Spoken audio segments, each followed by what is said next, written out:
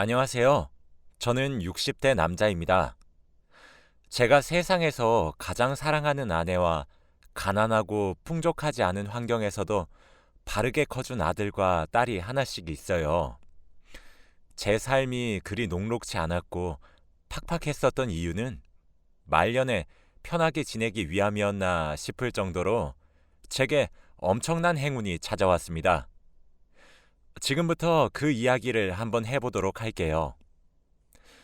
저는 부모가 없는 천의 고아였습니다. 아니, 더 사실적으로 이야기를 하자면 부모가 버린 아이였어요. 제 어머니와 아버지께 결혼 전 제가 갑작스레 찾아왔고 이후 급하게 결혼을 하셨지요. 처음엔 다른 사람들의 집도 저희 집과 다를 바 없다고 생각했습니다. 짧은 기간 동안 어머니와 아버지는 전력을 다해 싸우셨고 이혼을 하셨어요. 이혼 사유는 고상한 말로 표현하자면 성격 차이셨죠. 사실 어머니와 아버지는 처음부터 끝까지 다른 점들 뿐이었거든요. 저는 그래서 어렸을 때부터 울 수가 없었어요. 울면 안 되는 아이로 자라야 했죠. 제가 기억했던 어머니와 아버지는 아이의 우는 소리를 정말 싫어하셨던 것 같습니다. 어머니와 아버지가 언성을 높이시던 어느 날 아버지의 손이 어머니를 향해 올라갔고 어머니도 목에 핏줄이 터져라 소리를 바락바락 지르고 계셨거든요. 모든 상황이 어렸던 저에게 너무 가혹할 만큼 두려움을 주었죠. 으앙 하며 눈물을 흘렸습니다. 전 제가 울면 어머니나 아버지가 항상 달래주셨기 때문에 저를 달래기 위해서라도 화해를 하시거나 싸움을 멈추시길 바라는 마음 하나로 말이죠. 그런데 제 눈물은 어머니와 아버지의 싸움을 부추기고 있더라고요. 제 울음소리를 시작으로 더 크게 싸우시기 시작하셨습니다. 옆집에서 주민신고로 경찰을 부를 때까지 집에선 와장창 하며 그릇들이 깨졌고 물건을 집어 던지셔서 화분도 깨졌고 정말 난장판이 따로 없었죠. 어머니와 아버지는 그때 깨달으셨던 것 같습니다. 서로가 서로에게 최악의 배우자란 사실을 말이죠. 그때쯤부터 어머니와 아버지가 큰 소리를 내시며 싸우는 순간이 많이 없었기 때문에 저는 화해를 하신 줄 알았어요. 지금 생각해보면 저를 누가 키우는지 서로에게 미루고 있었던 순간이었던 것 같네요. 어쨌든 어머니와 아버지는 서로에게 제 양육을 미루셨고 전 그렇게 어머니와 아버지에게 버림을 받게 되었습니다. 하루는 난생 처음으로 어머니와 아버지 두 분 다 제게 웃어주시면서 맛있고 비싼 돈가스도 사주시고 장난감도 사주셨어요. 그렇게 어딘지도 모르는 곳에 저를 잠시 떼어놓고 10분만 기다리라 말씀하신 뒤 저를 끝끝내 데리러 오지 않으셨습니다. 그게 제가 알고 있는 부모님의 마지막 모습입니다. 자지러지듯 울고 있는 저는 경찰의 손에 이끌려 경찰서에서 며칠을 지내다가 가까운 고아원에 맡겨지게 되었어요. 8살도 채 되지 않은 어린아이가 받기엔 아주 커다란 상처였습니다. 마음의 문을 닫은 채 살게 될 수밖에 없었어요. 우린 원장님이라고 부르는 선생님이 계셨었는데 참 죄송할 짓 많이 했습니다. 하지만 사랑으로 정성으로 저를 끝까지 포기하지 않으셨어요. 사춘기를 겪으면서도 얼마나 많이 무너졌는지 몰라요. 차라리 죽고 싶다 생각할 정도로 절망적이라 생각했죠. 부모에게도 버림을 받은 제가 다른 누구에게 사랑을 받을 수 있겠나 싶어서 많이 엇나갔습니다. 그러던 어느 날 제가 법적으로 미성년자가 아닌 성년이 되자마자 고아원에서 나가야 했어요. 저처럼 부모에게 버림받거나 부모가 일찍 죽거나 사정상 부모가 양육할 수 없는 아이들은 무궁무진 넘쳐나고 있는 상황에 제가 고아원에서 차지하고 있는 자리가 눈치가 보이기도 하거든요. 고아원에서 퇴소를 하게 될 때 이불과 박스 하나를 줍니다. 그게 제 짐의 전부였죠. 당장 고아원을 나가게 되면 자유를 맛볼 것이라고 많이들 생각하시는데 사실 그렇게 나가게 되면 가장 먼저 느끼는 것은 비참함과 공허함이에요. 그리고 세상에 또 버려졌다는 생각만 들고 말이죠. 어찌되었든 고아원을 나오게 된 것은 나오게 된 것이라 돈을 벌어 생계를 유지해야 했습니다. 원장님의 추천으로 공사 현장에서 일을 할 수 있게 되었어요. 사실 나이가 너무 어리다는 이유로 그쪽에서 거절했는데 딱한 상황에 놓여 있는 저를 불쌍히 여겨 열심히 하라는 조건으로 받아주셨습니다. 대신 남들의 임금보다 조금 적게 주신다고 하면서요. 공사 현장에서 일을 하게 되면서 처음으로 제가 쓸모 있는 사람이 될 수도 있겠구나 하는 생각이 들더군요. 그 현장에서 만나게 된 다른 일꾼 형님들도 저를 귀여운 막내라며 귀여워하셨고 삼겹살에 소주를 사주시기도 하셨고 혼자 살 때 필요한 것을 말해주기도 하시면서 여러 방면으로 도움을 주셨습니다. 저도 점차 성격이 밝아지기 시작하더라고요. 제 공허함이 참 많이 달래졌었죠. 그러던 어느 날이었어요. 그날은 무더운 여름이었고 은행에 돈을 찾으러 가는 길이었죠.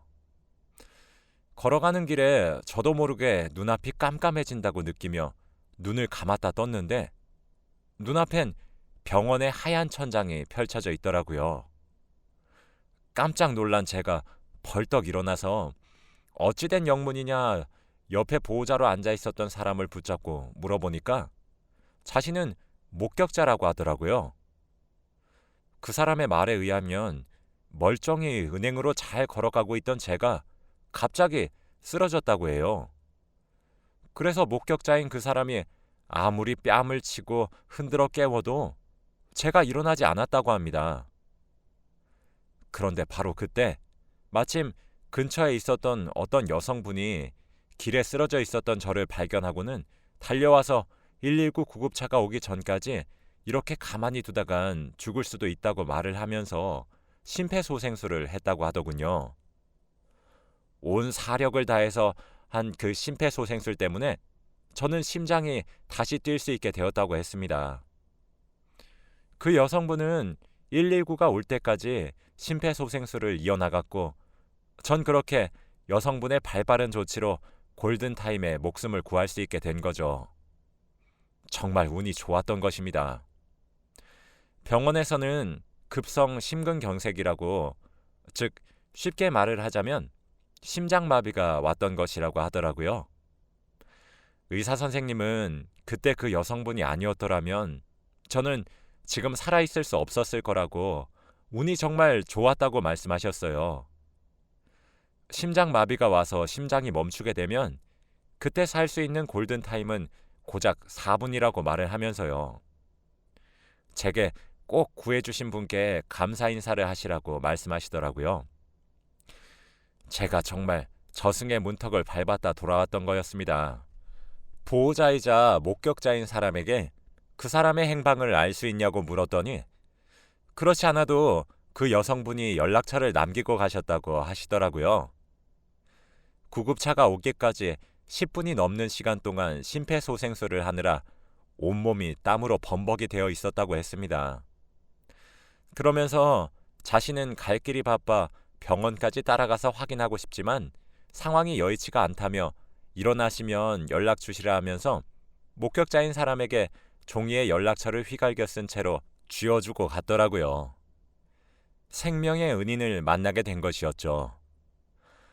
저는 병원에서 나와 그 사람에게 연락을 했고 우린 곧 만나기로 했어요.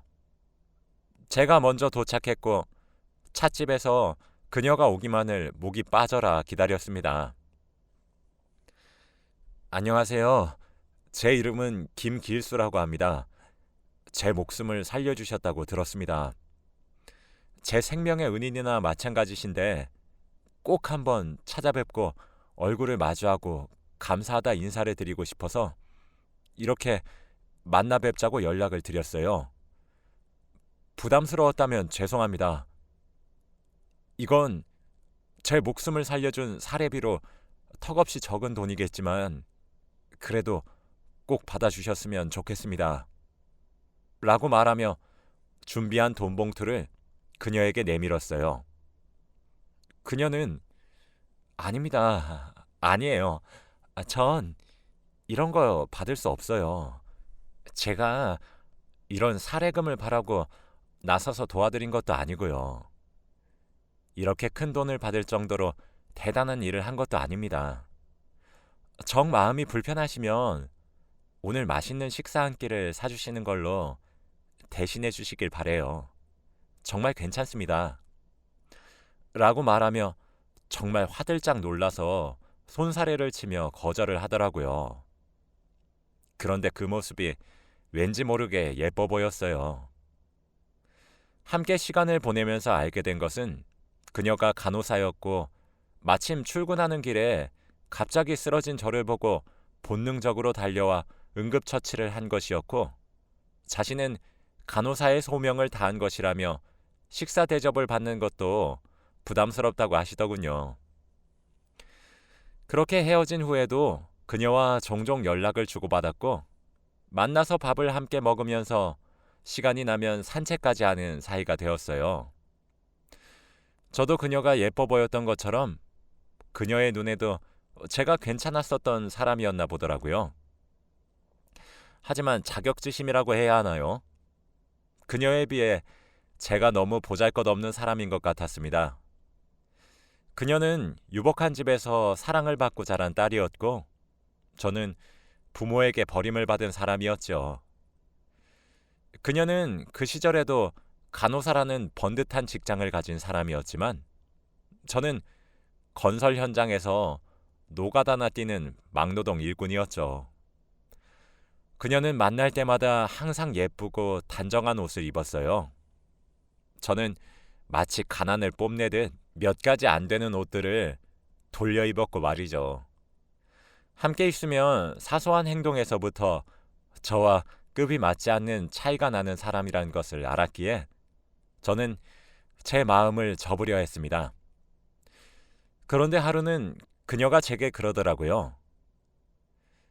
길수 씨는 제가 그렇게 마음에 안 드세요? 분명 길수 씨는 제게 호감이 있는 것처럼 보이긴 하는데 왜 아무런 말이 없는 거예요? 라고 당돌하게 물어오더라고요. 바보 멍청이처럼 어버버 하면서 말을 더듬으며 말했습니다.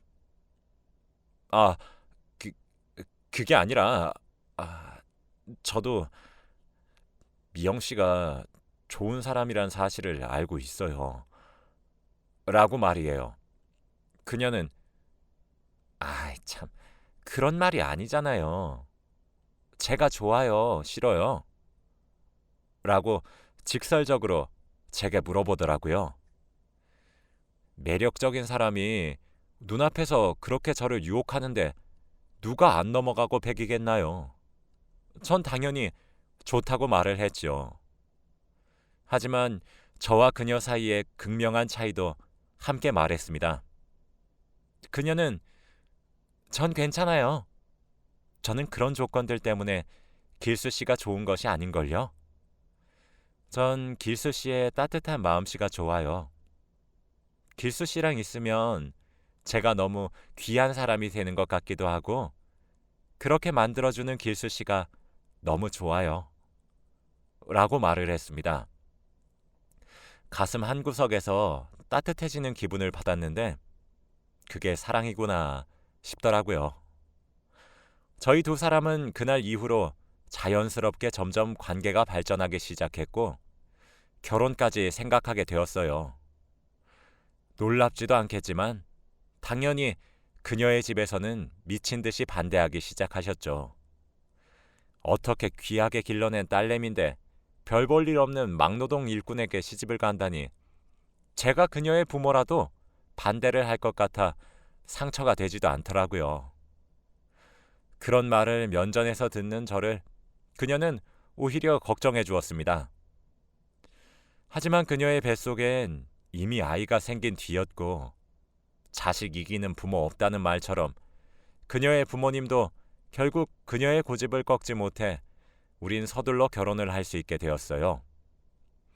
결혼 이후에도 아내는 정말 많이 고생했습니다. 부모 사랑을 모르고 자랐던 저였고 보고 배운 거라곤 제게 소리치는 어머니와 아버지의 모습만 알았기에 아이들을 야단칠 줄만 알았지 사랑한다며 예뻐할 줄 몰랐었거든요.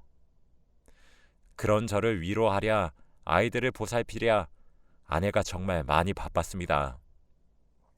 게다가 비가 오거나 하면 제가 일을 나가지도 못해 돈도 못 벌어오니 수입도 많이 불안정해서 아내는 아이들을 낳은 이후에도 일을 나가 돈을 벌어와야만 했어요. 그래도 항상 웃음을 잃지 않았죠. 언제나 제가 최고의 남편이라며 치켜세워 주었거든요. 아내는 아이들에게도 현명한 어머니의 역할을 해주었지만 제게도 어쩔 때는 아내가 되어주었고 어머니의 역할을 해주기도 하였어요. 아무래도 건설 현장에서 막노동 일을 하면 부상이 많을 수밖에 없거든요. 사방에 위험이 도사리고 있기 때문에 언제든지 다칠 수 있었습니다. 그럴 때마다 아내는 눈물을 지으며 제 몸을 걱정하기 바빴고 그럴 때면 아내가 더욱 허리띠를 바짝 조여 생계를 이어나가는 가장의 역할과 저를 돌보는 아내의 역할 두 가지를 동시에 해내야 했어요. 아내를 너무 많이 사랑했지만 그만큼 미안한 일이 참 한두 가지가 아니었어요. 그런 시간이 흐르고 나니 아들과 딸은 어느새 취직을 해서 직장을 가질 나이가 되었고 하나둘 결혼을 하기 시작했어요. 아들을 먼저 분가시키고 딸마저 분가시킨 그 집에 아내와 단둘이 남아있던 어느 날이었죠.